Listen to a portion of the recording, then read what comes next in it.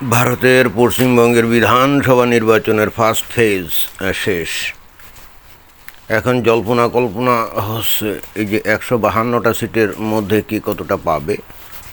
তো এটা জানতে গেলে তো 7 তারিখ পর্যন্ত ওয়েট করতে হবে, তাই না? তো এরপরে আবার 29 তারিখে দ্বিতীয় ফেজের নির্বাচন, সেখানে বাকি সিটের নির্বাচন হবে। তো এর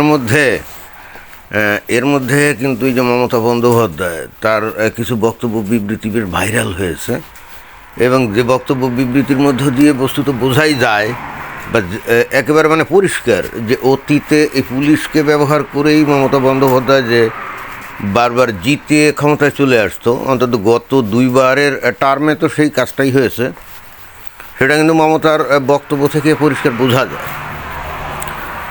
তো সেই বক্তব্যটা উনি এই যে দিচ্ছেন কি, যে আমাদের পুলিশ এখন আর আমাদেরই চেনে না। তো আমাদের পুলিশ হলো কি করে? মানে পুলিশ তো জনগণের, তাই না? পুলিশ কি কোনো নির্দিষ্ট দলের নাকি বা নির্দিষ্ট সরকারের নাকি? না, পুলিশ তো হলো জনগণের, তাই না? তো এখন তো আমাদের পুলিশ অর্থাৎ তৃণমূলের পুলিশ এখন তৃণমূলকেই চিনে না। বিষয়টা এরকম দাঁড়ালো না? তার মানে অতীতে এই তৃণমূলের নেতারা পুলিশকে যা বলতো তাই শুনতো, বুথ দখলে সহযোগিতা করা, রেজাল্ট শিট পাল্টে দেওয়া, ইত্যাদি ইত্যাদি সব ক্ষেত্রে, এবং বিরোধী যারা আছে তারা যাতে ভোট দিতে না পারে এই জন্যে তাদের বাড়িঘরে গিয়ে আক্রমণ চালানো, ভয় দেখানো, যাতে করে ওরা ভয়েতে আর ভোট কেন্দ্রে না আসে। তো পুলিশ এতদিন ধরে এই কাজগুলো তো করছে, তাই না? তো এইবার তো ওই পশ্চিমবঙ্গের নির্বাচন কমিশন অত্যন্ত কড়া পদক্ষেপ নিয়েছে, এবং যখন নির্বাচন হয় তখন তো এই পুলিশ বলা হোক আর প্রশাসন, মানে বেসামরিক প্রশাসন যারা নাকি নির্বাচন পরিচালনা করে, এরা তো সবাই নির্বাচন কমিশনের আন্ডারে চলে যায়। তখন তো মুখ্যমন্ত্রীর আন্ডারে থাকে না। তাহলে এই মমতা বন্দ্যোপাধ্যায়ের এই কথাবার্তা কি উন্মাদীয় প্রলাপ হলো না? যখন থেকে নির্বাচনের স্কেডিউল ঘোষণা হয় তখন থেকে নির্বাচন শেষ হওয়া পর্যন্ত, এবং নির্বাচন শেষ হওয়া পর্যন্ত পুরো প্রশাসন, পুরো পুলিশ সব তো নির্বাচন কমিশনের আন্ডারে থাকে, এবং তারা তখন নির্বাচন কমিশনের আদেশ নির্দেশ মানতেই বাধ্য।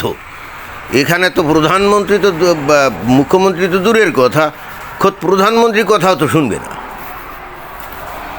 আর যদি শোনে তাহলে তো তাদের চাকরি থাকবে না। অতীতে হয়তো থাকতো, অতীতে নির্বাচন কমিশনার তো কঠোর ছিল না, নির্বাচন কমিশনারের ওপর এত চাপ সৃষ্টি করা হতো না কেন্দ্রীয়ভাবে, তখন হয়তো পার পাওয়া যেত। কিন্তু এখন তো পরিস্থিতি ভিন্ন।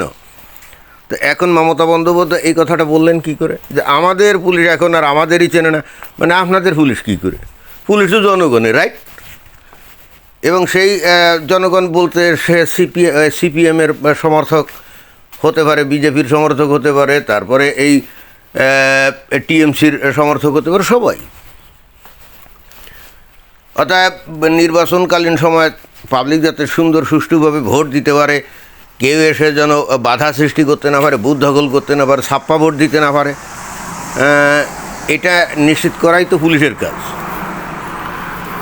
এবারের ইলেকশনে যদিও দেখা গেছে যে পুলিশের মারমুখী ভাব ভঙ্গি, যে বা যারাই নানা রকম ভেজাল করা তৈরি করছে তাদের ওপরে চড়াও হয়েছে, কিন্তু তারপরে ওই একই পুলিশ। আর যাই হোক, দীর্ঘদিন ধরে যা নুন খেয়েছে তার তো একটু গুণ গাইতেই হবে, তাই না?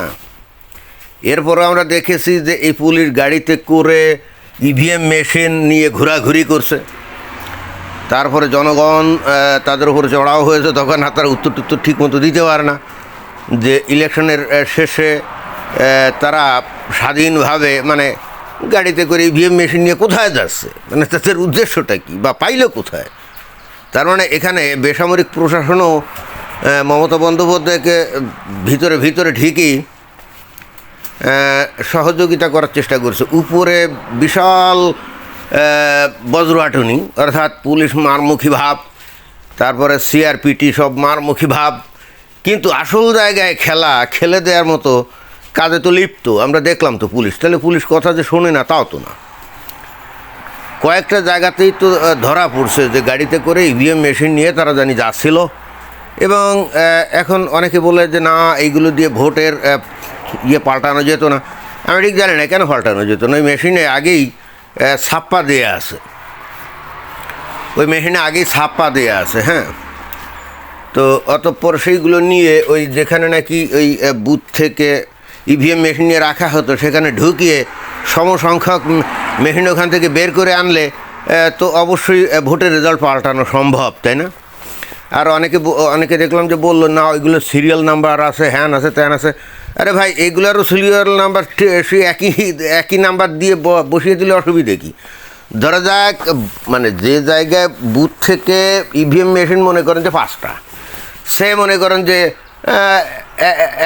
একটা সিটে টোটাল ইভিএম মেশিন মনে করেন যে 50টা, তো 50টা এক জায়গায় নিয়ে মনে করেন জমা করা হলো।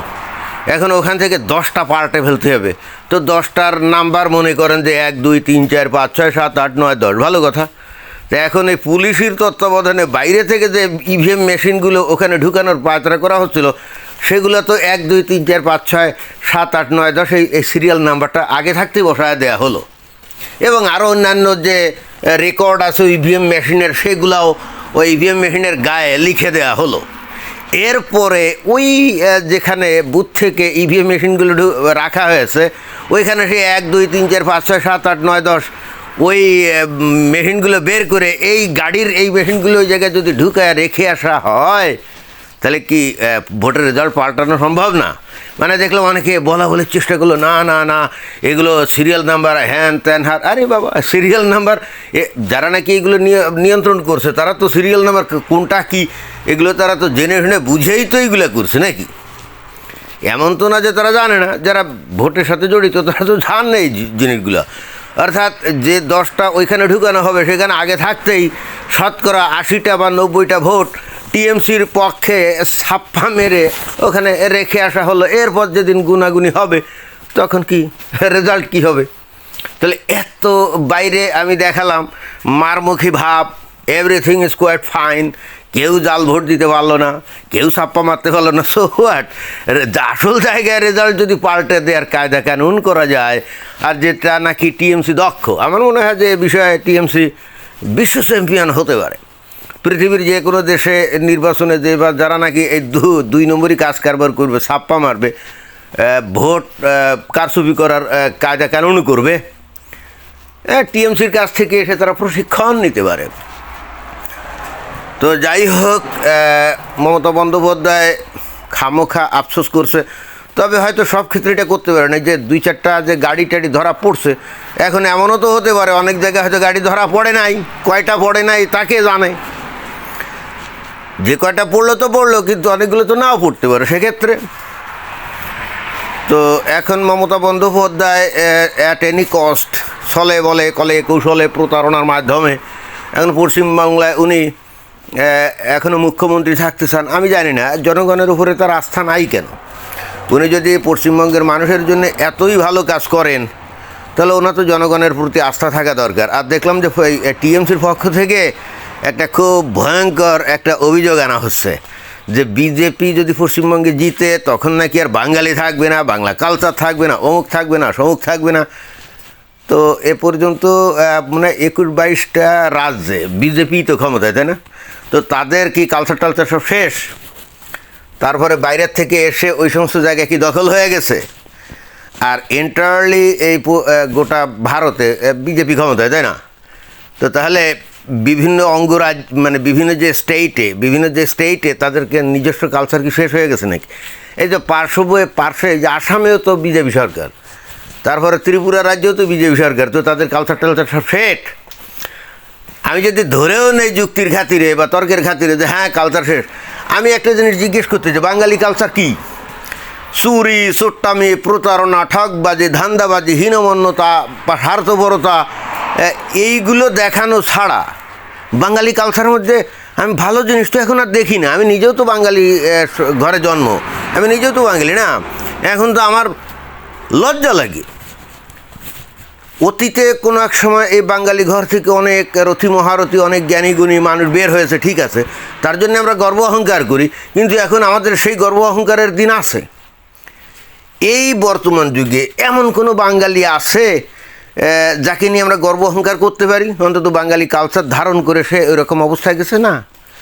এখন বাঙালি বলতেই সোটা ঠকবাজ, প্রতারক, ধান্দাবাজ, মানে যত মানুষের মধ্যে যত নেতিবাচক ব্যাপার আছে, বৈশিষ্ট্য, এই বাঙালির মধ্যে সব পাওয়া যায়, একেবারে সব পাওয়া যায়। এটা খালি যে বাংলাদেশ বা এই পশ্চিমবঙ্গ তা না, সারা পৃথিবীতে যেখানেই বাঙালি রেখেছে সেখানেই পরিবেশ নষ্ট করছে। তা সে ওই মুসলমান হোক আর হিন্দু হোক আর যেই হোক না, এখানে হলে ধর্মীয় ব্যাপার না, ধর্ম একটা তো ফ্যাক্টর বটেই, বাট ধর্ম ছাড়াই বাঙালিরা যে পরিচয় পৃথিবীর বিভিন্ন দেশে দিচ্ছে আমরা দেখি, ভাই এখন তো নিজেদেরকে বাঙালি পরিচয় দিতে লজ্জাও লাগে। এটা কি সত্য কথা না? মানে বাঙালি কালচারের মধ্যে গর্ব অহংকার করার মতো কী আছে এখন? বাঙালিরা কি এমন মানে সচ্চরিত্রের পরিচয় দিচ্ছে বা ভালো বৈশিষ্ট্যের পরিচয় দিচ্ছে, যার কারণে এখন আমরা বহুকুচায় বলতে পারি যে আমরা বাঙালি? বলেন, ক্লিয়ার কাট বলেন তো, এমন কোনো ভালো নজির আছে? এই যে পশ্চিমবঙ্গে আরে মাল খেয়ে টাল হয়ে, মানে তারপর কি উল্টাপাল্টা লোককে যে ভোট দেয়।